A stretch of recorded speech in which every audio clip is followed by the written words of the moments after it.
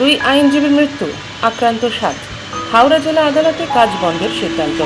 গত সপ্তাহে হাসমান শিকারী বয়স 34 এবং তন্ময় দত্ত বয়স 40, এই দুই নবীন আইনজীবী করোনায় মৃত্যু হয়েছে। এছাড়াও আক্রান্ত হয়েছে আরও 7 জন আইনজীবী।